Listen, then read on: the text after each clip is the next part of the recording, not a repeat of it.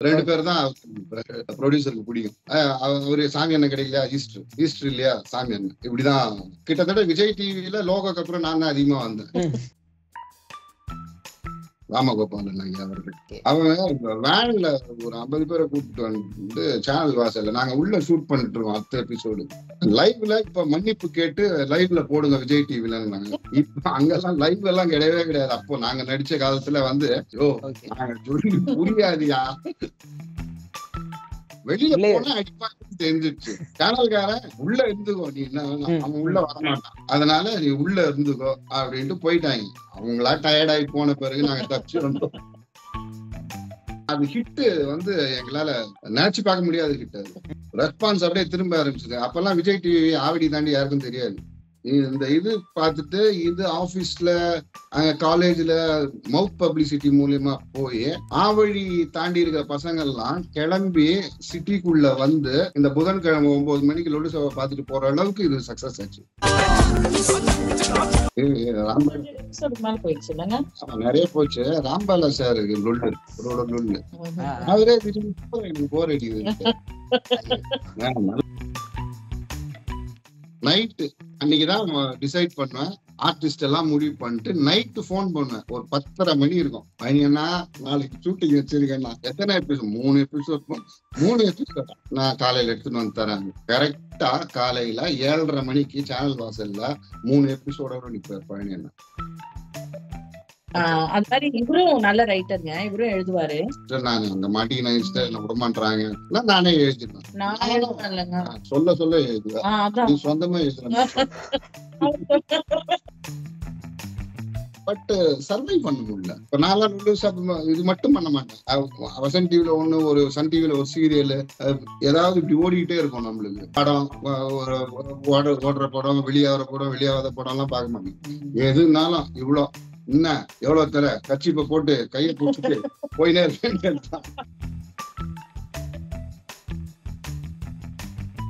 Wow தமிழா வியூவர்ஸ்க்கு வணக்கம். இந்த interaction யாரு கூட இருக்க போகுது அப்படின்னா, எல்லாருக்குமே எவர் கிரீன் ஷோ அப்படின்னு சொன்னாலே லொல்லு சபான்னு சொல்லலாம். ஸோ அந்த ஷோல இருந்து ஆக்டர் ஈஸ்டர் சார் நம்ம கூட இணைஞ்சிருக்கிறாரு. அண்ட் அவங்களோட ஜமுனா ஈஸ்டர் மேம் இணைஞ்சிருக்காங்க. ஸோ அவங்களோட இந்த இன்ட்ராக்ஷன் இருக்க போகுது. வணக்கம். இப்போ ரீசெண்டாக வந்து மதகத ராஜால வந்து பயங்கரமான ஒரு பர்ஃபார்மன்ஸ் கொடுத்திருந்தீங்க.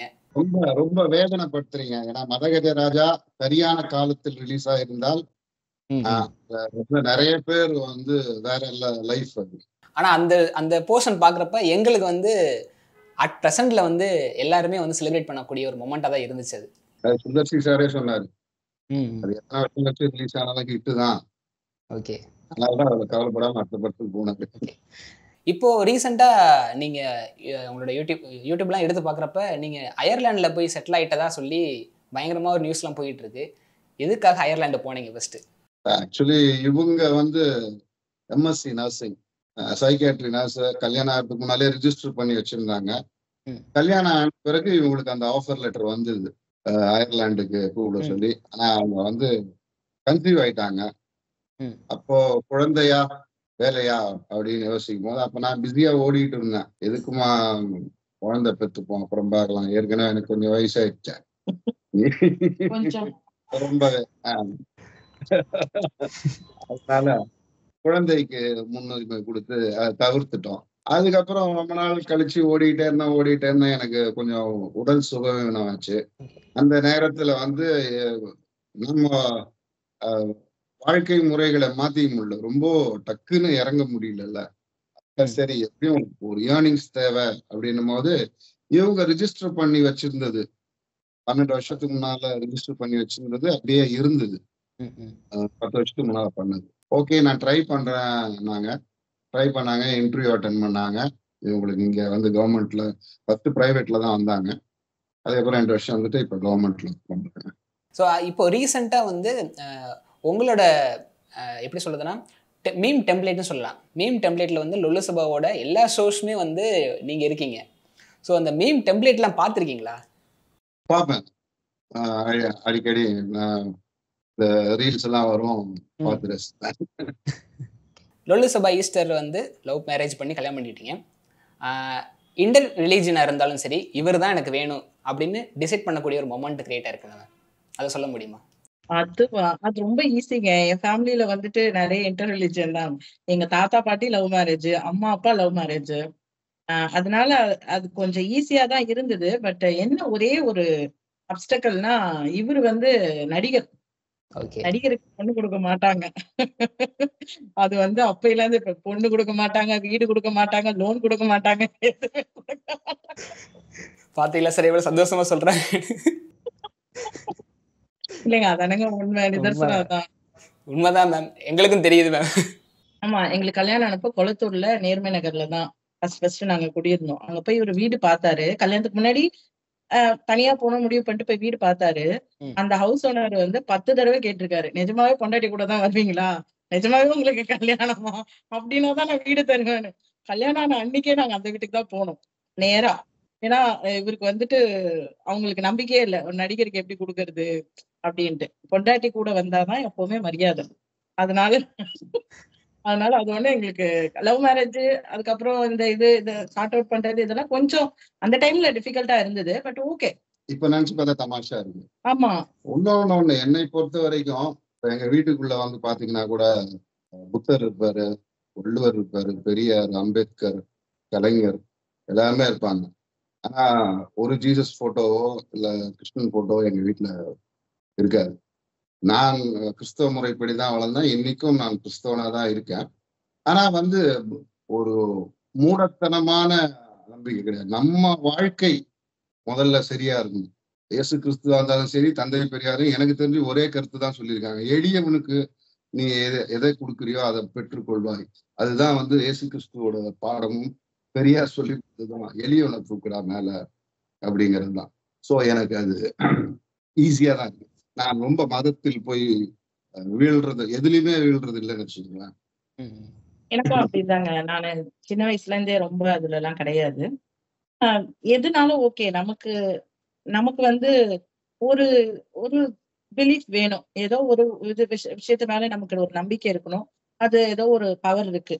அவ்வளவுதான். அதுதானே தவிர ரொம்ப நாங்க அதுக்குள்ள போய்க்க மாட்டோம். எதை செய்தாலும் ஒரு இயேசுவின் ரத்தம் ஜெயம் சொல்லிட்டு நான் பாட்டு போயிட்டே அவர் போயிட்டே இருப்பாரு. அந்த வார்த்தை சொல்லும் போதே நம்ம கெடுதல் செய்யாம இருப்போம்.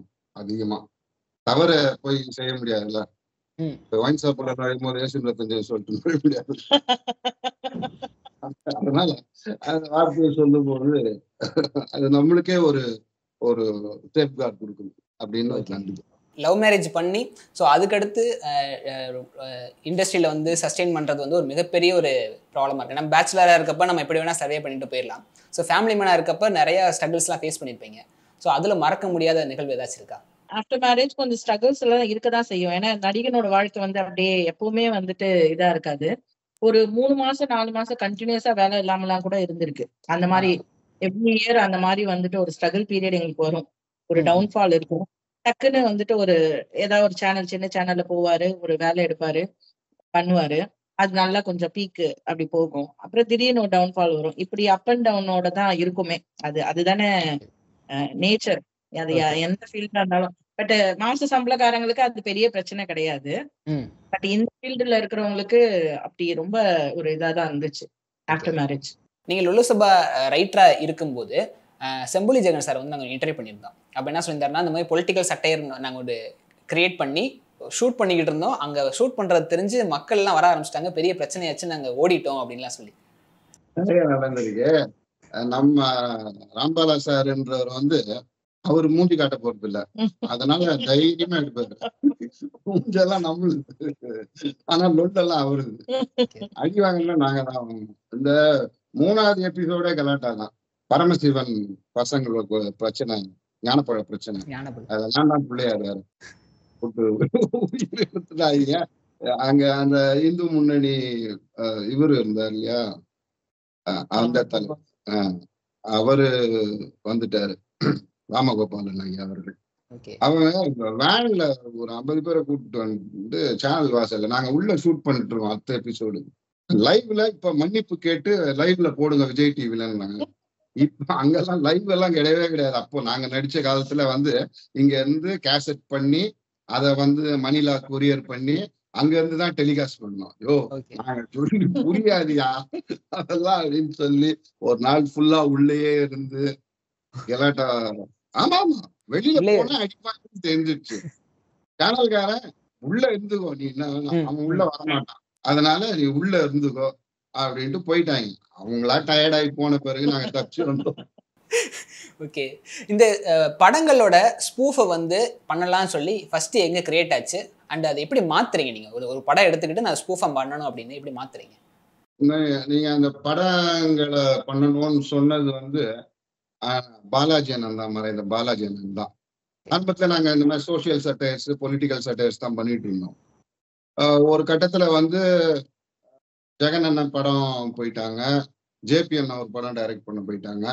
ஸோ அப்போ இந்த நான் சாமி அண்ணன் தான் இருந்தோம் அப்போ தொடங்குனதுல. அப்போ வந்து பாலாஜி அண்ணன் வந்து வராங்க. வரும்போது பாலாஜி அண்ணன் தான் வந்து அவரும் வந்து கொஞ்சம் அந்த இந்த இது பண்ணுவாரு, ஊர்ல போய் கேட்டு பாட்டு போடுறது, சன் டிவில பெரிய நிகழ்ச்சி. ஆமா ஆமா, நீங்கள் கேட்டவையா அந்த மாதிரி நிகழ்ச்சி, அந்த நிகழ்ச்சி தான் ஃபர்ஸ்ட் செட்டையர் பண்ணோம். அப்புறம் அவர் தான் சொன்னார் படம் பண்ணலாம் பாலா அப்படின்ட்டு. அதுக்கப்புறம் உட்காந்து அண்ணன் தான் ரெடி. ஏற்கனவே அவர் வந்து இந்த பழைய விஜய் டிவி இருக்கு இல்லையா, அந்த குதிரை போட்டு கொக்கோன்னு ஒரு விஜய் டிவி, செகண்ட் லைன் பீச்ல ஆபீஸ், அந்த விஜய் டிவில பாலாஜி அண்ணா ப்ரோக்ராம் பண்ணிட்டு இருந்தாங்க, ஒரு பட பாடல்னு சொல்லி பண்ணிட்டு இருந்தாங்க. அந்த ஆர்ட் டைரக்டரா இருந்தவர் தான் மாறன், அவரும் சேர்ந்து நடிச்சிட்டு இருந்தாரு. ஸோ அதுதான் இங்க விஜய் டிவில ராம்பலான கிட்ட சொன்னாலும் அவரு ஓகே பண்ணலாம் அவன்ட்டு அக்னி நட்சத்திரம் பண்ணணும்னு நினைக்கிறேன். ஓகே. ஃபர்ஸ்ட் ஃபர்ஸ்ட் அக்னி நட்சத்திரம் அப்படிதான் நினைக்கிறேன். Okay okay. அக்னி நட்சத்திரம் இல்ல அக்னி அக்னி நட்சத்திரம். நட்சத்திரம். ஓகே. ஏன்னா சாமி அண்ணனும் இருந்தாங்க, பாலாஜி அண்ணனும் இருந்தாங்க. ரெண்டு பேரையும் பேலன்ஸ் பண்ணோன்ட்டு இவர் கார்த்திகா ஒரு பிரபு அப்படி ஒரு இது போட்டு நல்லா போச்சு. அப்படி ஓகே. அதுக்கப்புறம் அது ஹிட் வந்து எங்களால நினைச்சு பார்க்க முடியாத ஹிட். அது ரெஸ்பான்ஸ் அப்படியே திரும்ப ஆரம்பிச்சது. அப்பெல்லாம் விஜய் டிவி ஆவடி தாண்டி யாருக்கும் தெரியாது. இந்த இது பார்த்துட்டு இது ஆபீஸ்ல அங்க காலேஜ்ல இது மவுத் பப்ளிசிட்டி மூலியமா போய் ஆவடி தாண்டி இருக்கிற பசங்கள்லாம் கிளம்பி சிட்டிக்குள்ள வந்து இந்த புதன்கிழமை 9 மணிக்கு லொல்லு சபை பார்த்துட்டு போற அளவுக்கு இது சக்சஸ் ஆச்சு. ஓகே. இன்னும் சொல்ல போனா விஜய் டிவி அதிகமா எல்லாராலையும் கேட்கப்பட்டு அது கரெக்டான ஒளிபரப்பு ஆனதே வந்து லொல்லு சபா, கதையல்ல நிஜம்னு லட்சுமி மேடம் ப்ரோக்ராம். ஓகே. அது ரெண்டுமே தான் மேசிவ் ஹிட். அப்ப வந்து சன் டிவி தான் பயங்கரமா இருந்தாங்க. அவங்களோட இதெல்லாம் டெலிகாஸ்ட் எல்லாம் செமையா இருக்கும். அதுக்கப்புறம் விஜய் டிவி அங்க அதை கேட்சப் பண்றதுக்கு இந்த 2 ப்ரோக்ராம் தான். அது அங்க இருக்கவங்க யாரும் சொல்ல மாட்டாங்க, நாங்களா தான் சொல்லிட்டு. 2004ல ஆரம்பிச்ச லொல்லு சபா 2007 வரைக்கும் போச்சு. அதுக்கப்புறம் ஸ்டாப் பண்ணிட்டாங்க. ஆனா இந்த பர்டிகுலரா இந்த 3 வருஷம் நடந்த ஷோ வந்து இப்போ 20 வருஷம் கழிச்சும் எல்லாருமே செலிப்ரேட் பண்ணிக்கிட்டு இருக்காங்க. ஸோ இதை எப்படி பாக்குறீங்க? இல்ல நாங்க அப்ப பண்ணும் போது தெரியல, அப்ப பண்ணும் போது எல்லாருமே யங்ஸ்டர்ஸ் இந்த மாதிரி இவரை கிண்டல் பண்ணலாம் அவரை கிண்டல் பண்ணலாம் அந்த பயம்லாம் இல்லை. இப்போ ஒரு இது இப்போ வந்து நான் வந்து இப்ப சுந்தர் சி சார் படம் எடுத்து பண்றதுதான் பயமா இருக்கு. ஏன்னா சுந்தர் சி சார் பேர் சொல்லி கூப்பிட்டு என்ன என்ன இப்படி பண்ணீங்க அப்படின்னு. அப்போ எங்களுக்கு அவ்வளவா பெரிய நடிகர்கள் கூட எல்லாம் பழக்கம் இல்லை யாரு கூடயும். நாங்க பாட்டு வந்து எல்லாத்தையும் எடுத்து அடிக்க ஆரம்பிச்சோம். டப்பு டிப்பு டப்பு டப்பு ஒரு தைரியம் வந்தது. அம்பாலானும் பயங்கர ஃபோர்ஸா இருந்தாரு. நாங்க அது கிண்டல் பண்ணலாம், தாராளமா பண்ணலாம், நம்மளுக்கு என்ன வந்தது அப்படின்னு தான் இருந்தோம். அது மாதிரி சில பெரிய பெரிய படங்கள் எல்லாம் தொட்டுட்டோம், அதெல்லாம் தப்பு எல்லாம் பண்ணிருக்கோம். சலங்கை ஒலி, திருவிளையாடல், கௌரவம்,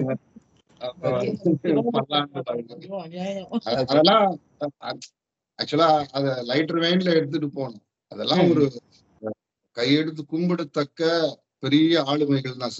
நடிகர் திலகத்தை விட எனக்கு தெரிஞ்சு உலகத்திலேயே நடிகர் இல்லை நான் பார்த்த சினிமாக்கள்ல. கிண்டல் பண்ண இப்போ லைட்டர் வெயின்ல எடுத்துட்டு போயிருந்தோம். அதையும் நாங்க இடிக்கிறோம்னு எடுக்கக்கூடாது. அதான் பர்டிகுலரா அந்த 3 வருஷம் நடத்திட்டு ஏன் ஸ்டாப் பண்ணீங்க? நிறைய போச்சு. ராம்பாலா சார் லொல்லு எவனும் ஸ்டாப் பண்ண சொல்லல. அவரே எனக்கு போர் அடிக்குது, நல்லா போயின்னு இருக்குது, எங்களுக்கு எல்லாம் மாசமான ஒரு வருமானம் வந்து என்ன இது ஆனாலும் சரி. இந்த பசங்களை பண்ணிட்டு இருந்தாங்க. ஆனந்த், இப்ப டைரக்டர் ஆனந்த் எல்லாம் இருக்காருல்ல, அவரு முருகன், இவங்க எல்லாம் சேர்ந்து பண்ணாங்க. அவர் இபி ஆயிட்ட பிறகும் அவரே திடீர்னு போதும் என் போர் அடிக்குது எனக்குன்ட்டு நிறுத்திட்டாரு. உங்களுக்கு இப்போ சார் சொன்னாரு இந்த மாதிரி நிறைய மிரட்டல் எல்லாம் வந்திருக்கு அப்படின்னு. சோ அந்த மாதிரி சமயத்துல நீங்க எப்படி ஃபேஸ் பண்ணீங்க? அவரு லொல்லு சபால இருக்கும்போது ஆமா அப்பவும் நம்ம பேசிட்டு தான் இருந்தோம்ல. நான் கூட ஷூட்டுக்குலாம் வந்திருக்கேன். பட் இந்த பிரச்சனைகள்லாம் இந்த பிரச்சனை எல்லாம் ஆரம்பத்துல தானே. ஓகே.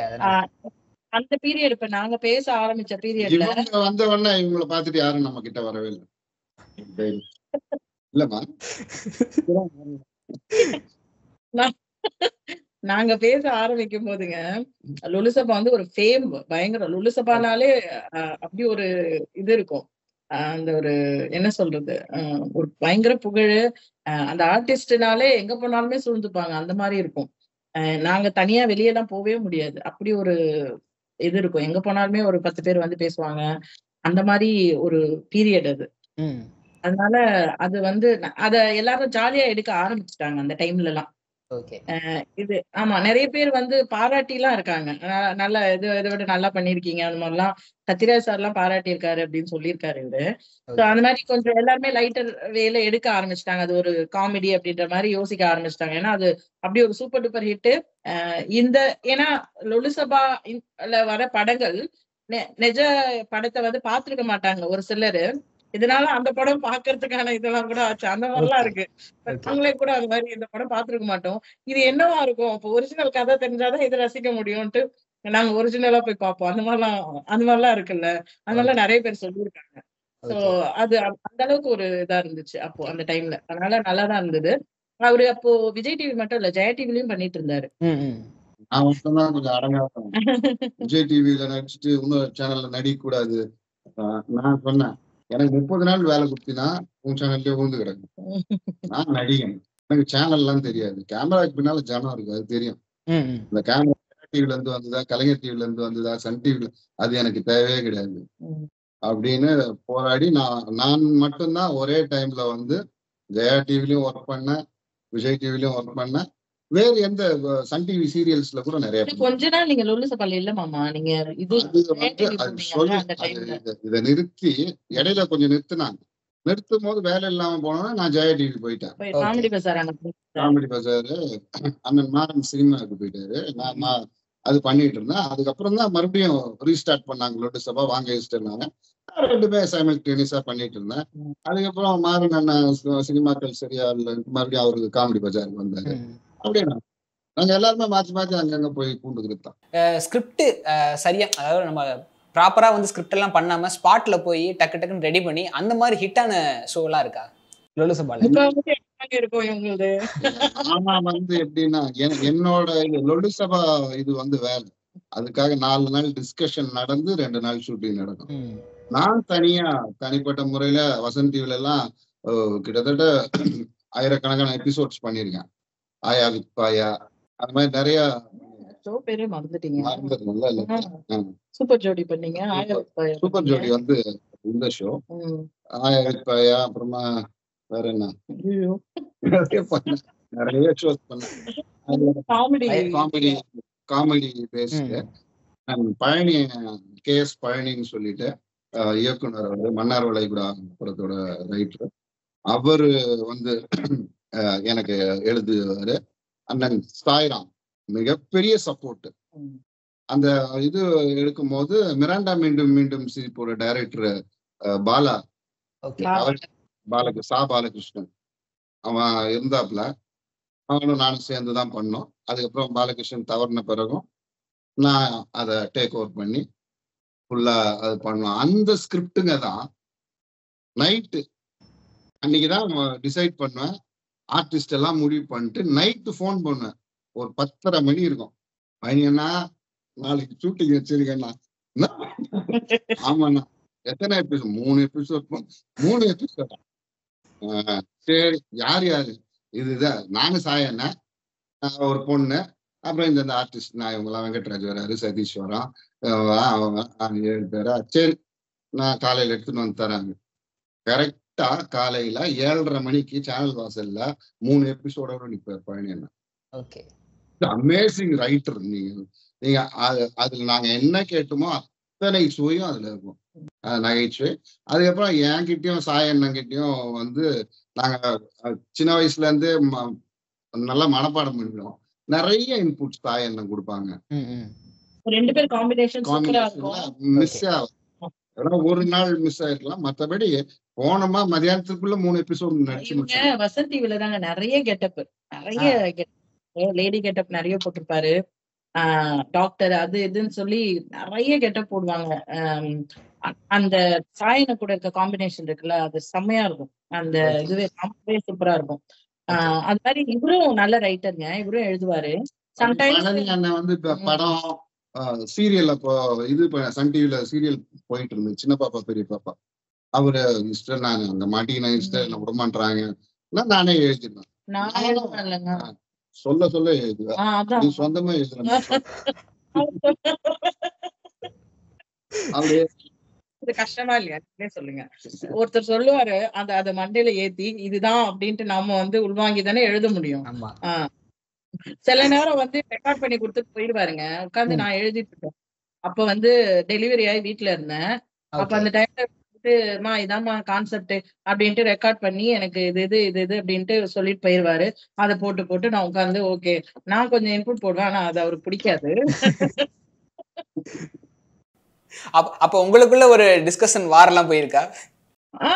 நாங்க அவரு ஷூட் பண்ணார்ல வசந்த் டிவி ஆர்டிஸ்ட், அந்த வசந்த் டிவிக்கே தெரியும் அவர் ஷூட்டிங்னாலே நான் இருப்பேன்.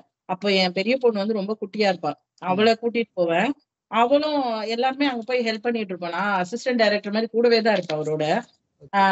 சின்னவ பிறந்த பிறகுமே அதேதான், அவளையும் குட்டி பாப்பாவையும் கூட்டிட்டு ஷோ பண்ணேன், பேர்ஸ் வச்சு ஷோ.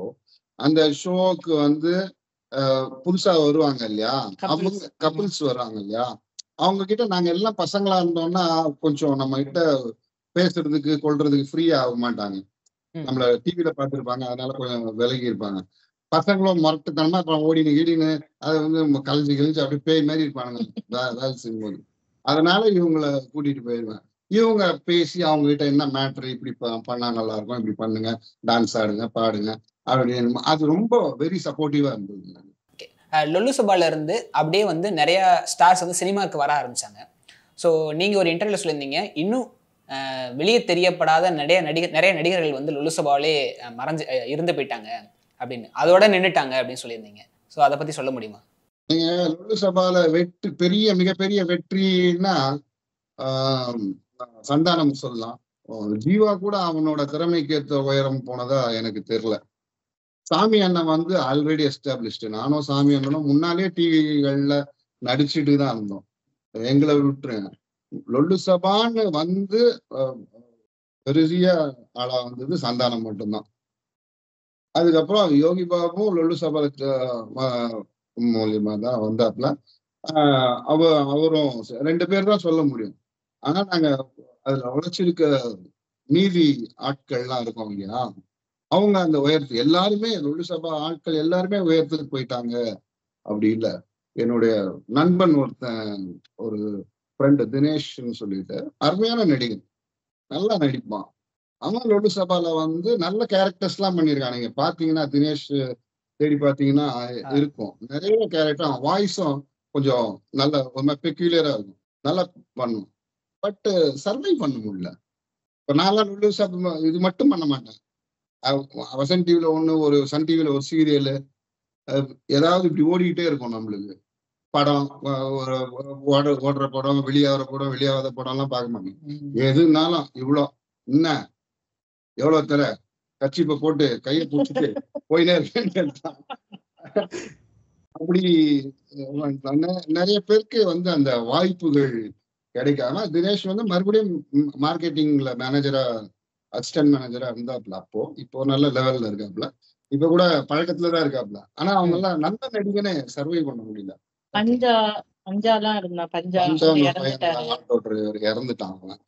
உதயன் எல்லாம் சரியான ஒரு செமையா ஸ்கிரிப்ட் எழுதுவாரு, சூப்பரா நடிப்பாரு. ஆனா அவருக்கான அந்த ஒரு ரெகக்னிஷன் இல்லாத மாதிரிதான் இருக்கு இப்பவுமே. எனக்கும் அந்த மிகப்பெரிய வருத்தம் உண்டு. உதயன் வந்து ஒரு மேசிவ் டேலண்ட். நீங்க சந்தானத்தோட ஆரம்ப கால பஞ்ச் லைன்ஸ் எல்லாம் உதயன் தான். அவரை இந்த உலகம் சரியா பயன்படுத்தில. பழைய படத்துல வந்து இது சாப்ளின் பாலு வந்து இந்த ஸ்ரீலங்கன் தமிழ் பேசுவாரு. அந்த மயில் அண்ணா வந்து இது பண்ணுவாரு. அந்த ஸ்கிரிப்ட் வந்து உதயண்ணா ஸ்கிரிப்ட். ஓகே. அவரும் என்ன மாதிரிதான் பசங்க 3 பசங்க, தம்பிங்களுக்கு கல்யாணம் பண்ணி, தங்கச்சிக்கு கல்யாணம் பண்ணி, குடும்பத்தையே பார்த்துக்கணும். அவங்க அப்பா தவறின பிறகு இவர் தான் வயலின் வாசிப்பாரு, கச்சேரியில போய் இந்த காமெடி ஒரு இடத்துல எழுதி தருவாரு, ஒரு இடத்துல போய் நடிப்பாரு. இப்படி ஓடிக்கிட்டே இருந்த அவரும் சரியான உயரத்தை தொடலையோ அப்படின்னு எனக்கெல்லாம் மிகப்பெரிய வருத்தம். அடுத்து வெங்கட்ராஜ் அண்ணா உங்களுக்கு தெரிஞ்சிருக்கும். இப்ப சமீபமா நிறைய படங்கள் பண்ணாரு. மனிதன்ல பாடிகார்டா வருவாரு. அப்புறம் இந்த இன்னொரு இவங்க படத்துல வந்து இருமிக்கிட்டே இருப்பாரு, பாத்ரூம் வருது தூக்கிட்டு போயிட்டு வருவாங்க. அப்புறம் இது வெரி குட் பர்ஃபார்மர். ஓகே. லொல்லு சபால வந்து படங்களை வந்து நிறைய ஸ்பூஃப் பண்ணி மறுபடியும் படங்கள்ல போய் நடிக்க போகும்போது ஏதாச்சும் எதிர்ப்புகள் வந்துச்சா? இவங்க வந்து ஏதாச்சும் சினி ஃபீல்ட்ல இருக்கவங்க உங்களை ட்ரீட் பண்ற விதங்கள் ஏதாச்சும் இருந்துச்சா?